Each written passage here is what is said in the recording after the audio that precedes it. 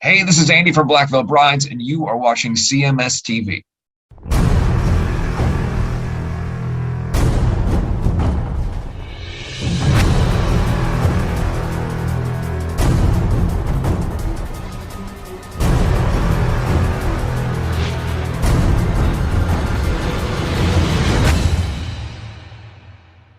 Yeah, when I was involved with the wife at the time, she was trying to upgrade my look from the Levi's, because I was just a Levi's guy, still am, and Sure.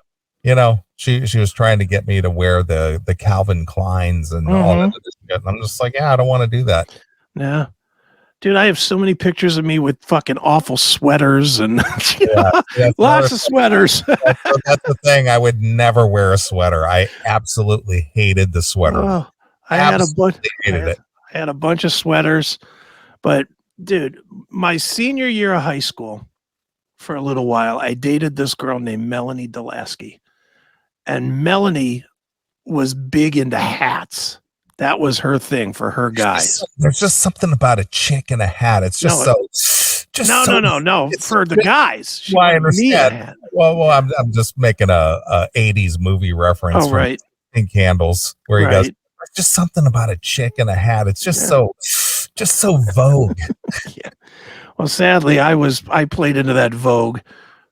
For Christmas, she bought me a black fedora. Yeah. Bought me this black fedora with the fucking with the white band on it. Well, see, I was the opposite, because at the time I had a Panama hat. Okay. The white hat with the black band on it. There is actually, and I gotta find this stuff, and if my mom still has it, I will transfer it to video that we can use, just to absolutely make fun of me. Because I have video of me doing the David Lee Roth shit, like flipping the hat and shit. Right, of course. To that music, to like the opening of California Girls and stuff. Yeah, singing California Girls. Oh, it's so gay. It's like the worst shit ever. And yeah, I used to remember last week when we were talking about the 40th reunion. Mm-hmm. The Mindy McCourtney, who some people may know her from the Home Shopping Network, or whatever. She was in my class. Well, she worked at the Chess King at Rolling Acres. Okay. And I used to shop there, and that's where I bought the white Panama with the black band on it. And you were like, "How's this look on me, there, Mindy?" Well, but that's what was going on. Hell yeah! And then another very popular girl in my class, her name was Connie Payne. Okay. She worked at Davy Jones's Locker. Okay. Oh, let me tell this story since I brought this up. Somebody just posted a picture of your hat. Let me take a look. Yep, that's it. That's your hat. That literally is it. That is the hat. Yeah, I had one of those. I bought it at Chess King. Yeah. So let me tell you a story. Okay. This is no fucking lie. So I went to college, and right out of college I got married. Okay. Right. So my wife and I moved to Akron, from the area right in the area I was from, right? Sure. So she and I were walking into Rolling Acres Mall. Okay. And Connie Payne, a classmate of mine, was working at Davy Jones's Locker. Okay. And we were just tooling through the mall, and Connie happened to be standing outside the front entranceway there at Davy Jones's Locker. Right. And she saw me walk by, and she came running out, and she came up and gave me a big hug. Okay. I didn't date this girl. She was, like 2 grades above my class, as far as like her popularity was concerned, because she was always the pom-pom girl, cheerleader, very socialite type stuff, stuff. But for whatever reason, she liked me. She thought I was funny. Okay. but I had no chance at ever having any, dating, nothing with this chick, right? Sure. Okay. But she always was very nice to me all the time. We would always just cut up and laugh and all kinds of stuff. So my new wife, I think I was married maybe a few weeks at this point. Okay. And so we were walking through the mall and she saw me and she came running out and she comes running over and gives me this big hug. I literally hadn't seen her in probably 2 years. Right. And she goes, "Hey, I heard you got married." I said, "Yeah, this is my wife right here. Let me introduce you." Right. My wife looked at her and she goes, "I don't want to meet her." Oh, Jesus. And she went storming down the mall like that. Nice. From that day on, for the 3 years that I was married, my wife brought that up every fucking time we had any kind of an argument. Well, why don't you just go back home and fuck Connie Payne? Yeah. That sounds like every chick I've ever dated. But she said this for 3 fucking years. Dude, you say that like that's a long time. Well, at the time when you're a young person, that seems like an eternity. Dude, I heard about girls that came up to me and asked me for pictures at restaurants when I was like famous with the MMS stuff. Right. I heard about that during our divorce. That shit was like fucking 20 years ago. Yeah.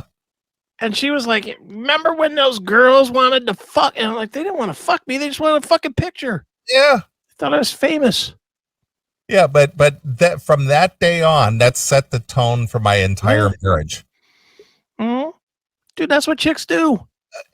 I mean, it was just unfathomable to me. It's just like, I never dated this girl. I didn't, nothing. It was high school. Yeah. And you're torturing me every fucking day because of your insecurity. Are you fucking kidding me? Dude, during my divorce, and I am not making this up, things that happened when we were dating pre-marriage were brought to the table. Pre-marriage. I should have known when you did this that you were going to be this kind of a man. Shit was fucking, I mean, we were married 23 years. We dated a year before that. I mean, it's 24 years earlier. 24 years. Now it's 34 years ago. Shit, that's 34 years old and she's still hanging on to that shit. It's like, let it go. Yeah, I know. And it's just like, I as a young person who didn't quite understand mental illness, every time that was brought up, it was just like, why are you even talking about that? Yeah. She's not even like an ex-girlfriend or anything. She's just a chick I went to high school with. Dude, because they're all crazy. They're all fucking nuts. Dude, you remember the ads that I used to do for the Disc Den, right? That were like racy? Yes, I do. You know, I used to do these racy ads. For people that don't know, Disc Den was a record store, and the owner of the place was pretty wide. He was like one of us, really. And he wanted his ads to be something that would be memorable. He wanted them to be crazy. He wanted them to be wild. He wanted them to be something that people would remember. So we did some wild shit. And I remember we did one time, and I sort of made it a reference, but it was a soft reference. It wasn't a typical Chris Aiken, "Yeah, I'd fuck her in her ass." You know, it wasn't one of those. It was like a soft reference to fucking Mariah Carey. Okay. And my ex saw that fucking ad and was like, "Oh, I see now how you're getting off. You're just bringing these broads into your fucking job. You're just I'm like, Mariah Carey? How am I bringing her into my job? It's a fucking picture." But I've told you the stories before about her with the cheerleaders too. Yeah. Cheerleaders for 8 seconds on a football game, and that's why I'm watching the football game. So I can see fucking cheerleaders as they scroll back to the field. That's why I'm watching it, so I could see the cheerleaders for 3 seconds. Right. Chicks are nuts. They are. And I think I may have told this story here. Pull this picture up if you can find it. Look up Aaron Carmen, WLS. This girl, Aaron, Erin, Erin Carmen, like WLS. Yeah, WLS radio. Does anything come up? Any photos? Give me a second. Give me a second. So this girl, she was a disc jockey at WONE in Akron. Okay. And I was contemplating going to broadcasting school way back in 1984. Okay. And I was dating this chick at the time, and this Erin Carmen, she used to do evenings. I think she used to do like 7 to midnight or something. Sure. And so when I was driving a truck, I was there she is right there. She would do these live remotes. Remember when that thing was with radio stations would do live remotes and things? Yeah. Mm-hmm. Well, she was doing a live remote literally right down the street from my dad's house. Right. At an auto parts store. It was like a grand opening of an auto parts store or some shit. It was on Saturday. And so on my way home, I was listening to the radio to WONE, which I don't even know if it exists anymore, but it was it's still there. Yeah. Okay. And she's like, yeah, I'm out here at this auto parts store, blah, blah, blah, blah, blah. Just stop by and see me, say hello, whatever. Mm-hmm. So it literally was on my way home. So I pulled in the parking lot, and I didn't know this chick from anything. I've heard her on the radio. Okay. And I was getting ready to make my decision as to whether I was going to go to broadcasting school. Okay. And so I went over and introduced myself, and I was just like, hey, listen, I'm thinking about going to broadcasting school. Tell me what you know about the business, Okay. Very helpful. She just like, oh, it's not this, that, and the other. She just telling me, and she goes, let me know what you decide, and so on and so forth. This chick, didn't know her from Adam, never met her before, nothing. She was just as friendly, as kind as could be. Right. So I don't remember. It might have been a week, 2, 3, 4 weeks, but Boston, the band Boston, was touring on, what was it? Was it Third Stage? Was it? When did this in the 80s? Third Stage is 85, 86. What was the one that came out in like 94, 95? Corporate America? Corporate America? I think, Brad Delp and the guy that helped him, Cosmo. Yeah. Dave Cosmo or something. Yeah. They were out touring, right? But Boston hadn't toured in umpteen years, whatever. Right. Sure. So I had tickets to go to the show, and I don't know, we were maybe 8 or 10 rows back. I think this was at the Richfield Coliseum. What year were you saying? This was like 84, 85, 84. 84? No, 94. I'm sorry. That would be Walk On. Walk On. That's right. Okay. Yeah, 94. I keep right. saying 94. Yeah. So I'm at the show, right? Me and my chick are at the show. So this Erin Carmen comes walking by with her sister. She had a sister, and she saw me, and she said hi to me. And I'm surprised she even recognized me. She just said hi to me, and I was just like, "Oh, hi, how are you?" And she just kept on walking, right? Right, sure. Just walked on. Right. Of course, the girlfriend. Well, who was that? Yeah. Well, that's Erin Carmen from WONE. Then the questions start. How do you know her? Mm-hmm. Well, are you fucking her? Well, yeah. Oh.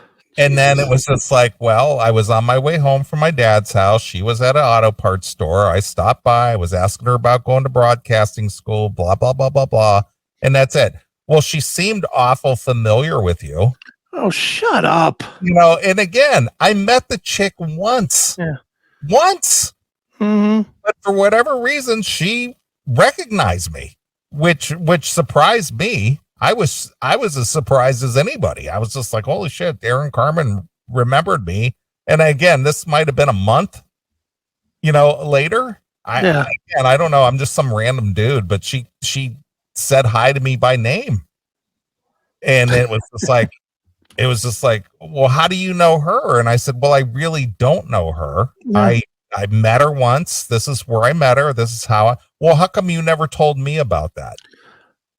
Well, I meet a lot of people. Do I need to fucking keep inventory, you bitch? I don't know. It was just a passing thing. It was just, it didn't even occur to me to say, hey, guess what? You know what I'm saying? Yeah, I met this locally famous girl. But that became an issue from that day on until our relationship ended. I'm sure. Oh, well, are you going to call Aaron Carmen now? Yep. Fucking Aaron Carmen. Mm-hmm. Like, are you kidding me? Dude, the worst thing I ever did, and this is probably where you were better than me, I would fight back. I should have just been like, you know what? Fuck you. I'm out of here. I should have been. But I would be, if I got dealt that card, which I did a lot of times, I'd be like, yep, that's right. I fucked her right in her asshole. I stuck my dick in and fucking drilled her until there was shit on my belly. Right. I mean, I would just get ridiculous with it. Yeah. I just was like, don't fucking play this game with me like I'm going to be some fucking child that's afraid of you. Sure. Because I'm never going to be afraid of you. But meanwhile, I should have just said, what am I doing? Get the fuck out of here. Well, she went on to do other things. She remember that alternative radio station in Cleveland for a short time called The End? Oh, yeah. 107.9. Mm-hmm. Yeah. Well, she went to work at The End for a while. Okay. And then she went to Detroit. I think she was on WRIF in Detroit for a while with some morning guy by the name of Gonzo Greg or some shit. Okay. Again. And then she went to what is that station in Washington? Rock 101. What is that called? What wasn't Z Rock? Is that AAF or whatever? Yeah, something like that. Well, she was on there for a short time, and then she was here in Chicago. She became part of Mancow's crew. Oh, good. Yeah, she was part of his whack pack, his crew. Okay. I think she had the radio name. I think they called her Heather. Okay. And she was on his crew for a while, and then she I don't know. I think she went to LA for a little while or some shit. Well, then she came back to Chicago, and she was like the afternoon girl on The Loop. Okay. And then she kind of was doing something. I don't know. I've kind of followed her career a little bit. She's kind of bounced around. Because you were in love with her, asshole.